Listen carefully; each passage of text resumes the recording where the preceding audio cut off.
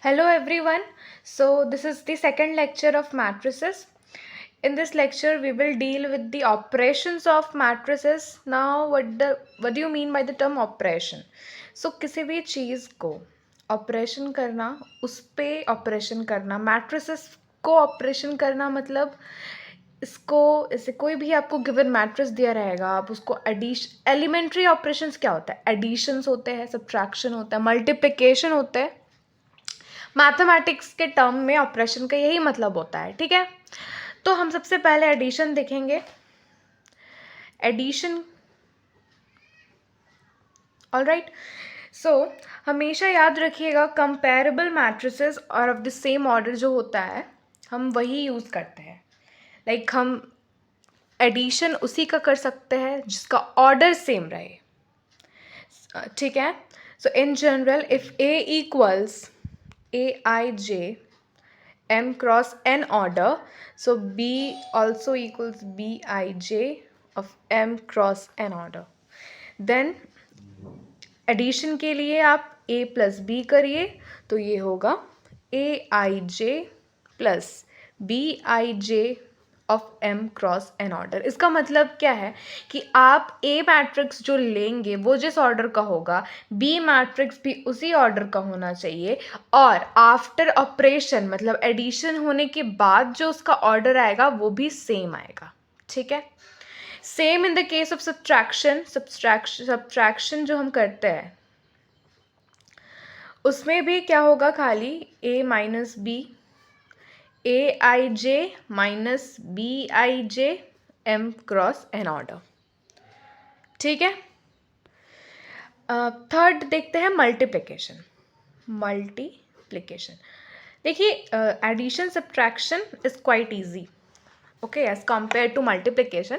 तो मल्टीप्लिकेशन में क्या करना रहता है, जैसे matrix of order m cross n and Bn cross P.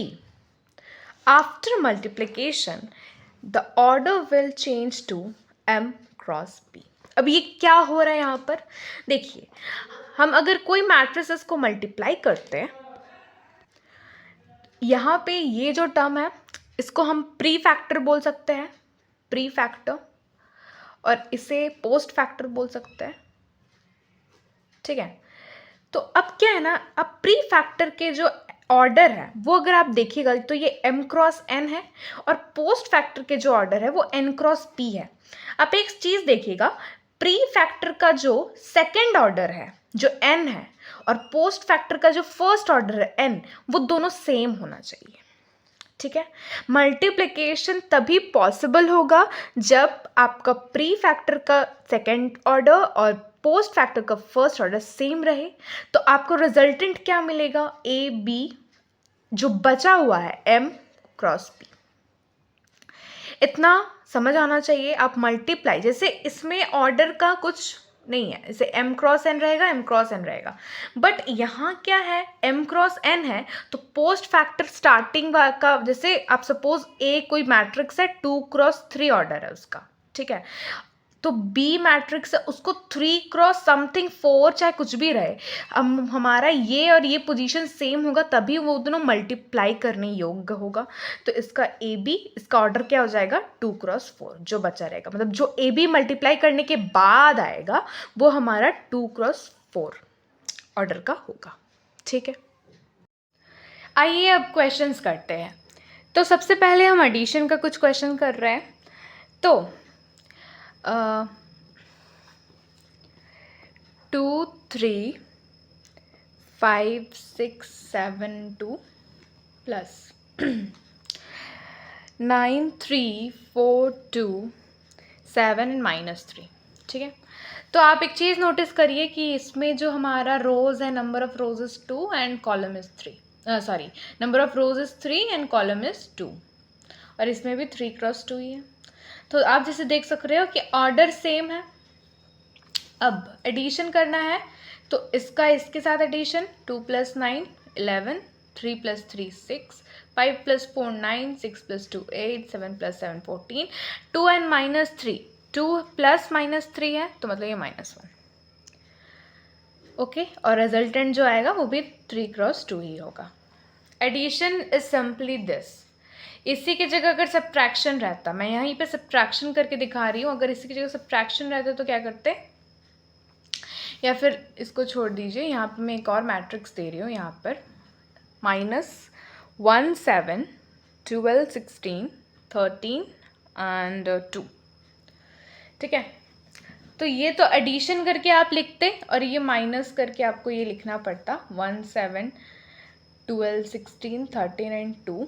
This is also of order 3x2। अब 11 - 1 10, 6 - 7 -1, 9 - 12 -3, 8 - 16 कितना होता है -8, 14 - 13 is 1 and -1 - 3 is -2 is -3। So resultant आपके आंसर क्या है ऐसे, और ऑर्डर भी आपका चेंज नहीं होने वाला, 3x2 ही होने वाला है, ठीक है। तो सब्ट्रैक्शन एंड एडिशन बहुत ही सिंपल है। आपको मेन फोकस किस में करना है, मल्टीप्लिकेशन में करना है। तो आइए मल्टीप्लिकेशन करते हैं, लेकिन मल्टीप्लिकेशन करने से पहले हमें प्रॉपर्टीज़ ऑफ मैट्रिक्स मल्टीप्लिकेशन जानना होगा, तो पहले वो करते हैं, ठीक है। Properties of matrix multiplication. सबसे पहला प्रॉपर्टी क्या है, it is not commutative. Commutative मतलब हमारा अगर कोई matrix A and be given है, तो ए बी को मल्टीप्लाई करने से जो आंसर मिल रहा है, बी ए को मल्टीप्लाई करने से वो आंसर नहीं मिलेगा। जैसे फॉर एग्जांपल हम लोग अगर नॉर्मल कॉन्ट्रास्ट एग्जांपल ले, अगर हमारा ए 2 है और बी 3 है, ए बी करने से 6 आता है और बी ए करने से भी 6 आता है। 2 × 3 and 3 × 2 are same, but matrix multiplication में ये सेम नहीं है, ठीक है। ए बी करने से आंसर अलग आएगा, बी ए करने से आंसर अलग आएगा, ठीक है। सेकंड है इट इज़ एसोशिएटिव। मतलब क्या है, अगर 3 मैट्रिक्स गिवन है, अब की बार से सी भी गिवन है, तो ए बी को मल्टीप्लाई पहले कर लीजिए, फिर सी से मल्टीप्लाई कीजिए, या फिर बी सी को पहले मल्टीप्लाई कीजिए फिर ए से मल्टीप्लाई कीजिए, बात बराबर, ठीक है, सेम ही आने वाला है। थर्ड क्या बोल रहा है, it is distributive over addition. मतलब क्या है, ए और ए को छोड़कर बाकी दो को एडिशन करके फिर मल्टीप्लाई करने पर आपको जैसे देखिए ए बी प्लस सी है, तो इसमें ए बी प्लस ए सी करने पर दोनों सेम आएगा। आप इस तरह से मल्टीप्लाई कीजिए, या पहले ए बी को मल्टीप्लाई कर लीजिए, फिर ए सी को मल्टीप्लाई कर लीजिए, फिर दोनों को ऐड करिए, या आप ऐसे करिए, सेम आएगा। मतलब कि जैसे देखिएगा ए बी सी तीनों गिवन है, तो आप पहले ए बी को प्लस कर दीजिए, एडिशन कर दीजिए, फिर सी से मल्टीप्लाई कीजिए, या फिर ए सी को अलग मल्टीप्लाई कीजिए, बी सी को अलग मल्टीप्लाई कीजिए। ऐसे करने पे आंसर सेम आता है। यही है डिस्ट्रीब्यूटिव ओवर एडिशन का मतलब। फिर if A is m cross N matrix, then I M A is equal to A I N. अब आई यहाँ पे क्या आइडेंटिटी मैट्रिक्स है, ठीक है। अगर m क्रॉस n मैट्रिक्स है, तो जो हमारा I am matrix of order m के साथ अगर आप a का मल्टीप्लाई करते हो, या फिर पहले a का मल्टीप्लाई कर फिर n के साथ करते हो, तो दोनों का बात बराबर है, दोनों इक्वल ही आएगा, ठीक है। If a is matrix if a is matrix and 0 is a null matrix, ठीक है। तो अब 0 नल मैट्रिक्स, हमने लेक्चर 1 में पढ़ा है नल मैट्रिक्स क्या होता है। मैट्रिक्स में भी 0 होने से वो 0 मैट्रिक्स कहलाता है। ए और 0 दो मैट्रिक्स गिवन है, अगर ए का ऑर्डर m क्रॉस n है और 0 का ऑर्डर n क्रॉस p है, तो आप मुझे बताइए ये क्या मल्टीप्लाई करने के योग्य है। ऑफ कोर्स है, क्योंकि इसका जो लास्ट वाला ऑर्डर है उसका फर्स्ट वाला ऑर्डर है। कंडीशन यही है कि दोनों सेम होना चाहिए, इसमें सेम है, तो yes this can be multiplied, और इसका ऑर्डर रिजल्टेंट ऑर्डर क्या हो जाएगा, 0 m क्रॉस p, ठीक है। मतलब इसमें यही बता रहा है कि देखिए 0 रहने से उसको बस, जैसे हम लोग नॉर्मल मैथमेटिक्स में क्या करते हैं, 0 रहने से 0 into something is 0, but here 0 matrix into something is again the 0 matrix. But वहीं पे आपका इसमें नेक्स्ट प्रॉपर्टी बोलता है the product of two matrix can be null matrix while neither of them may be null. अब देखिए इसका मतलब है, अगर आपको मैट्रिक्स ए और बी गिवन है, जैसे इसमें गिवन है, देखिए ए और बी, इन दोनों को मल्टीप्लाई करने पर आपका आंसर नल मैट्रिक्स आ सकता है, यानी 0 0 मैट्रिक्स आ सकता है। लेकिन ज़रूरी नहीं है कि आपका ए और बी ये दोनों भी नल मैट्रिक्स है, क्योंकि इसमें आप देख ही सकते हो कुछ ना कुछ एलिमेंट है, इसमें 2 है, इसमें 1 है, ठीक है, इसमें है एलिमेंट्स, एंटिटी है, इसमें भी एंटिटीज है बट सब 0 है। तो इसमें यही बोल रहा है the product of 2 matrix can be null matrix, why neither of them may be null, ठीक है, दोनों तो नल नहीं है लेकिन ये तो नल है। If A B equal 0 then it does not necessarily that BA equal 0. Of course जैसे हम इसमें ही बोले कि कम्यूटेटिव तो है नहीं, तो कम्यूटेटिव नहीं है मतलब ए बी का अगर 0 दे रहा है तो ज़रूरी नहीं है BA 0 देगा, ठीक है, वही बोल रहा है। आप एग्जाम्पल देखिए, इसको और इसको मल्टीप्लाई करने पर 0 आ सकता है, बट इसको और इसको मल्टीप्लाई करने पर 0 नहीं आ सकता है, जैसे आप देख ही सक रहे हो। फिर है a to the power m a to the power n, तो एक्सपोनेंट्स का रूल हम जानते हैं, इसमें प्लस हो जाएगा, सब्ट्रैक्शन ये ओवर मल्टीप्लिकेशन पावर्स ऐड होते हैं, और इसमें भी आप देख सकते हो ब्रैकेट में है लेकिन वो भी पावर्स क्या हो गए, मल्टीप्लाई होगा, ठीक है। यहाँ पे आइडेम्पोर्टेंट मैट्रिक्स है, नीलपोर्टेंट मैट्रिक्स है, कुछ ये नहीं है कि A square equal to A को आइडेम्पोर्टेंट मैट्रिक्स बोलते हैं, नीलपोर्टेंट उसको बोलते हैं A to the power m equal to 0, जहाँ पे m can any integer value, okay, इसका 0 होगा, लेकिन A square equal to A is idempotent matrix, okay. ये सब बातें हुई प्रॉपर्टीज़ की। अब मैट्रिक्स मल्टीप्लिकेशन करते कैसे, आइए वो सीखते हैं, क्योंकि वैसे ही तो हमें करना है। तो एग्जाम्पल के तौर पर हम लेंगे 2 3 4 5 6 2 multiplied by 5 6 7 2 3 1। नाउ जैसे कि आप देख रहे हो इसका ऑर्डर 2 क्रॉस 3 है, इसका ऑर्डर 3 क्रॉस 2 है, तो ये मल्टीप्लाई करने योग्य है, क्योंकि इसमें ये और इसका पहला ऑर्डर, इसका लास्ट और इसका पहला सेम है। इसका मतलब जो मेरा मैट्रिक्स रिजल्टेंट आएगा उसका ऑर्डर हम प्रेडिक्ट कर लिए, यहाँ पर क्या आएगा, जो भी रिजल्टेंट मैट्रिक्स आएगा हमारा ए बी 2 क्रॉस 2, मतलब 2 क्रॉस 2 मैट्रिक्स होगा वो, ठीक है, जो बचा वो। अब मैट्रिक्स करते कैसे हैं देखिएगा, आप पहला का रो से दूसरा का कॉलम को पहले मल्टीप्लाई करेंगे, फिर जैसे ये पूरा रो को इसके साथ एक बार मल्टीप्लाई, फिर ये पूरा रो को इसके साथ एक बार मल्टीप्लाई, पहला रो ख़त्म, फिर ये वाला रो को इसके कॉलम के साथ, फिर ये वाला रो को इसके कॉलम के साथ।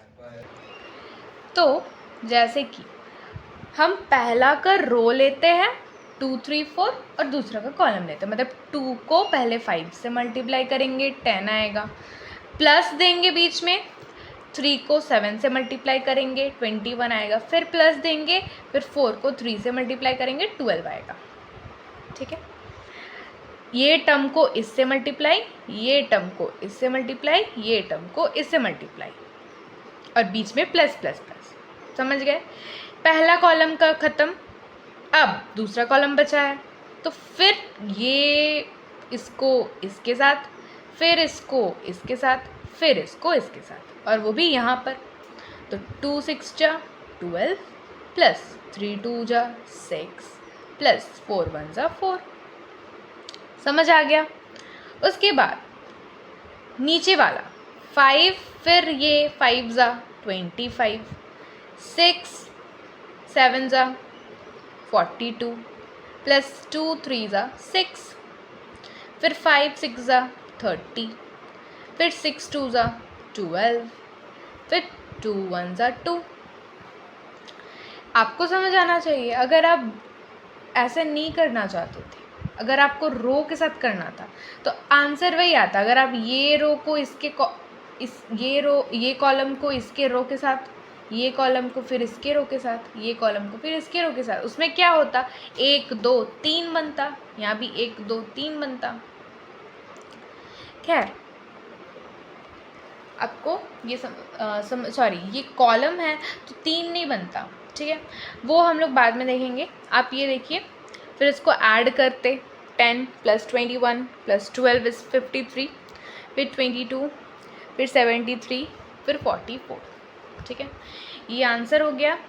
और इसका ऑर्डर 2x2, जो हमने पहले प्रेडिक्ट किया था वही ऑर्डर इसका 2x2।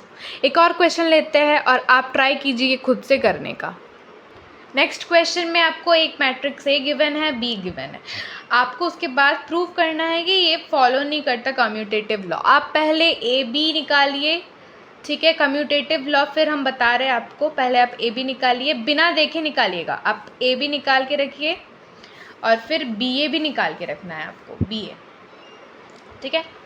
उसके बाद आप पहले पॉज कीजिए, खुद से निकालिए, कॉन्फिडेंस लाइए, उसके बाद हम आगे क्वेश्चन में बढ़ेंगे।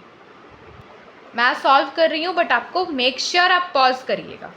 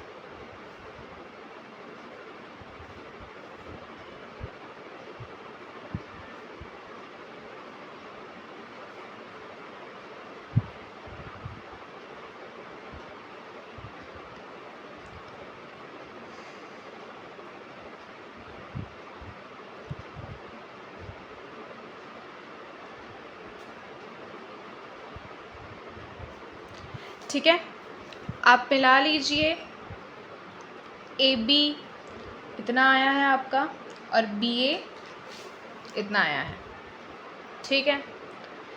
तो इसमें हम देख सकते हैं, इसमें फिर क्या बोल रहा है, then prove that it does not follow commutative law, ठीक है। कम्यूटेटिव लॉ में क्या बोलता है कि commutative law is A B is equal to B A, ये कम्यूटेटिव लॉ होता है। लेकिन इसमें हमारा जो ए बी आया है ना, वो बी ए के तो इक्वल आया नहीं है। A B and B A is completely different.